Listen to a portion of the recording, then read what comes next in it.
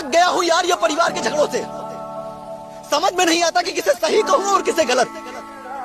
अगर बीवी का कहना मानो तो माँ बोलती है बीवी का गुलाम, और अगर माँ का कहना मानो तो बीवी बोलती है माँ का गुलाम।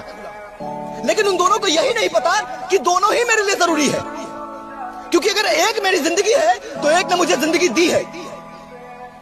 कभी कभी मैं सोचता हूँ कि जब एक बेटी गलती करे तो फिर चाहे कुछ भी हो जाए माँ उसे माफ कर देती है, लेकिन जब वही एक बहू गलती करे तो फिर वही सासू माँ उसे माफ क्यों नहीं कर पाती है। और जब एक माँ गलती करे तो फिर चाहे कुछ भी हो जाए बेटी उससे रिश्ता नहीं तोड़ती है, लेकिन जब वही एक सासू माँ गलती करे तो फिर वही बहू उससे रिश्ता क्यों तोड़ने लग जाती है। जिंदगी प्यार देने और लेने का नाम है, और मेरा मानना यह है कि इस दुनिया का आने वाला कल भी झूठा है और बीता हुआ पल भी झूठा है।